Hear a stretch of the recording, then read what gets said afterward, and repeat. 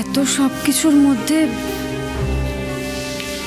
কোথায় খুঁজবো কাগজপত্রগুলো?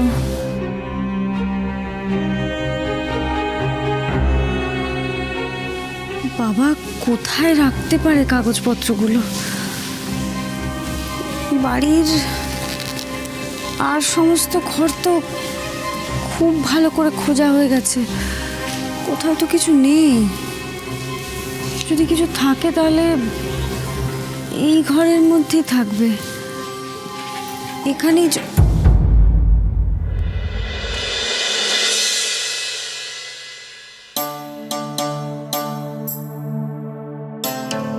বাবা, ও বাবা, কি হয়েছে রামা? দেখো আমি আমার পুতুলটাকে কিরকম সাজিয়েছি। ও বাবা, তাই তো। তাই রামা, হঠাৎ তোমার পুতুলটাকে সাজিয়েছো কেন? আজ তো ওর বিয়ে বাবা, বিয়ে করে শ্বশুর বাড়ি চলে যাবে। ও বাবা, এ তো খুব ভালো খবর। আয় আয় আয়, আমার কাছে আয় মা। আচ্ছা, আমার এরামায়ের পুতুলের তো বিয়ে হবে, তো কার সঙ্গে বিয়ে হবে? পাত্র কেমন? পাত্র খুব ভালো বাবা, সেই বিদেশ থেকে এসেছে। ব্রতর আন্টি ওকে একটা গানওয়ালা পুতুল কিনে দিয়েছে। তাই নাকি? তাহলে তো পাত্র বিলেত ফেরত। কিন্তু ইরামা, সমস্যাটা হচ্ছে বিয়ের পর তো পাত্র মেয়েকে নিয়ে সোজা বিলেত চলে যাবে, তখন কি হবে? না বাবা না, তাহলে আমি আমার পুতুলের সঙ্গে ব্রত পুতুলের বিয়ে হতে দেব না। আমি এক্ষুনি ব্রতকে জানিয়ে আসছি, এই বিয়ে হবে না, হবে না, হবে না। বাবা রে, আমার মেয়ে খুব রেগে গেছে। রাগে না মা, অত রাগ করা তো ভালো না। বিয়ে হবে, হবে। তোমার পুতুলের সঙ্গে ব্রতর পুতুলের বিয়ে হবেই হবে। এতগুলো বছর আমি যার জন্য অপেক্ষা করে থেকেছি, সে নিশ্চয়ই আমার কথা বুঝবে, তাই না ব্রত? তুমি আমার কথা বুঝবে তো? ব্রত, আমি সত্যিই অপারগ। আমার পরিবারকে এত বড় একটা বিপদের মধ্যে ফেলে দিয়ে আমি কিভাবে বিয়ে করব? আমি পারবো না এতটা স্বার্থপর হতে, পারবো না।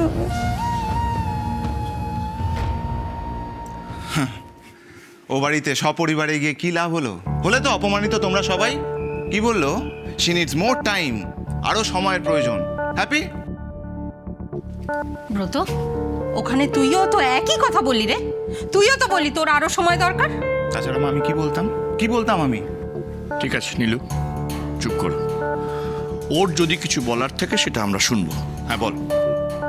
বাবা, ইরা কিন্তু হ্যাঁ বলতে পারতো, ও হ্যাঁ বলেনি, ও না বললো। ওর প্রবলেমটা কোথায় বলো? ও চাকরি পেয়ে গেছে, ইরা চাকরি পেয়ে গেছে, ওর দুই বোন ওরা বড় হয়ে গেছে। হ্যাঁ আমি মানছি দাদা ভাইয়ের পা ভেঙেছে, কিন্তু সেটাও তো সাময়িক। তাহলে প্রবলেমটা কোথায় আমি বলি? ওর প্রবলেমটা হচ্ছে ওর স্বভাবে। ওর এটাই স্বভাব, ছোট জিনিসকে বড় করে দেখায়, নিজে নিজে বানিয়ে বানিয়ে প্রবলেম ক্রিয়েট করে, তিলকে তাল করে, জানো তুমি? ব্রত, মা দেখো, মাথা ঠান্ডা করে চোখ মেলে তাকাও, তাহলেই বুঝতে পারবে। ওই একই বাড়িতে ওর বোন রয়েছে ঝিলাম, ও কিন্তু প্যানিক করে না, প্যানিক করে না ও। বলছিস তুই এসব? তুই কার সঙ্গে কার তুলনা করছিস? ব্রত, তুমি 7 বছর পরে দেশে ফিরেছো তো, তাই কে কিরকম সেটা বুঝতে তোমার একটু সময় লাগবে। আমার মনে হয় তুমি নিজেকে এবার একটু সময় দাও, নিজের সঙ্গে একটু কথা বলো। হ্যাঁ বাবা, সময় দিলেও মানুষের চরিত্র যে বদলায় না, ইরাকেই দেখো না। সময় এগিয়ে যাচ্ছে আর ইরা পিছিয়ে যাচ্ছে। ওর সাথে কথা বললে কি মনে হয় জানো? মনে হয় কোনো মাসিমা পিসিমার সাথে আমি কথা বলছি, সারাক্ষণ খালি একই কথা, সংসার, ডিউটি, অল্পতেই সুখী। এই যুগের মেয়ে তুমি ভাবতে পারছো কম্পিউটার জানে না? আরে আশ্চর্য, এই যুগের কোন মেয়েটা যাদের 30-35 বছর বয়স তারা কম্পিউটার জানে? আমাকে দেখাও তো, দেখাও। যারা চাকরি করে তারা প্রত্যেকে জানে বাবা। হ্যাঁ, যারা চাকরি করে, যারা চাকরি করতে বাধ্য হচ্ছে, তারা নিজেদের তৈরি করছে, ওই কম্পিউটার শিখছে। না না না, আমাকে বলতে দাও, ইরার সেই বাধ্যতা নেই। সে সংসার করত, সে সংসারের জন্য বাধ্য হয়ে আজকে চাকরিতে গেছে। আজ হোক কাল হোক চাকরির প্রয়োজনে সে কম্পিউটার শিখে নেবে। আশ্চর্য। ইরা গান ভালোবাসতো, গানটা ওর প্যাশন ছিল, কিন্তু সংসারের জন্য আজকে সে চাকরিতে জয়েন করতে বাধ্য হচ্ছে। হাহ। একটা জিনিস ভুলে যেও না, এটার আরো অনেক গুণ আছে, সেগুলো বলো। শুধু সেইটা না বলে কম্পিউটার জানা, কম্পিউটার শেখা, কম্পিউটারটা মাস্ট। এটা আমার অদ্ভুত লাগছে, কম্পিউটার তোমার কাছে বাবা priority। বাবা আমি জানি তোমরা কিছু না কিছু লজিক খাড়া করো, I know that very well, আমি জানি। ব্রত, একটা জিনিস তুমি ভুলে যাচ্ছ, তুমি ইরাকে ভালোবেসেছিলে। No, that was my affection. আমি ইরাকে ভালোবাসিনি, ওটা অ্যাফেকশন ছিল। হ্যাঁ, আমি মানছি she was my best friend, কিন্তু এই বন্ধুত্বটাকে বিয়ে অবধি তোমরা টেনে নিয়ে যাচ্ছ। তোমরা এসব কি কথা বলছে ও? হ্যাঁ, কি বলছে? দাদাই এতটা বদলে গেল? 7 বছর বিদেশে থেকে ব্রত তোমার অনেক কিছু বাংলা শব্দের মানে পাল্টে ফেলেছ। এখন ভালোবাসার মানে তোমার কাছে হচ্ছে অ্যাফেকশন। বাহ, ওয়ান্ডারফুল। দেখো নীলু, তোমার বড় ছেলেকে দেখো, কত উন্নতি হচ্ছে ও। দেখো দেখো।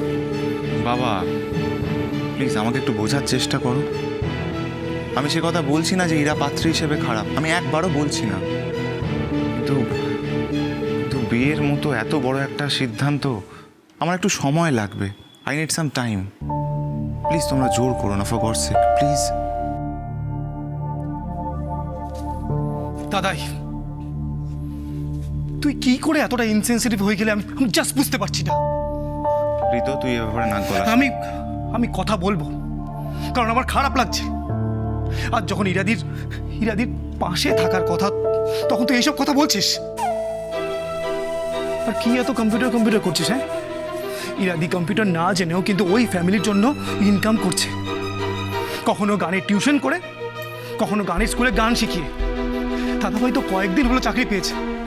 আর যারা কম্পিউটার জানে তারা কি করছে? হ্যাঁ, তারা কি করছে? ওই ফ্যামিলির জন্য ইনকাম করছে, সংসারে টাকা দিচ্ছে, কিছুই না, সাজগোজ নিয়ে ব্যস্ত।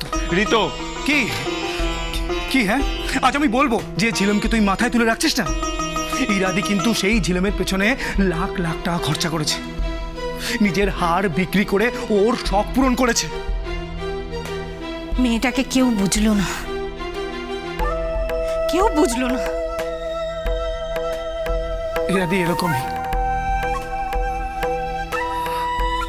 সবার জন্য করে, কিন্তু আমরা সবাই ওকে কষ্ট দিই। এই যে ইরাদি বিয়ের জন্য সময় চেয়েছে, আই এম শিওর তার পেছনেও নিশ্চয়ই কোনো না কোনো কারণ আছে। খুব তাড়াতাড়ি এই কারণটা আমাদের সবার সামনে চলে আসবে। দি, কি করছিস তুই এখানে? কি করব? কিছু করছি না। এই কি লুকোলি? বার কর। লুকাবো কেন? আরে বার কর না। কিছু লুকা না, না না, বার কর। দেখি কি সুন্দর দেখতে। দি, এটা তোর খুব পছন্দের, তাই না রে দি? সবচেয়ে পছন্দের ছিল। সত্যি দি, ঠাম্মি না ঠিকই বলে, তোর এই পরিবার করে তোর সব গেল, তোর সবচেয়ে পছন্দের জিনিসগুলো চলে গেল। বোঝো কাণ্ড। এবার কি তুইও ঠাম্মুর মতন করে আমায় বকবি নাকি? না রে দি, সত্যি তোর থেকে আমরা তোর ছোটবেলাটা কেড়ে নিয়েছি, তাই না রে দি? ও কি কথা? যখন তোর খেলাধুলো করা, আনন্দ করার বয়স ছিল, তখন থেকে তুই আমাদের সামলেছিস, আমাদের বড় করেছিস, এই সংসারটাকে সামলেছিস, ঠাম্মিকে সাহায্য করেছিস।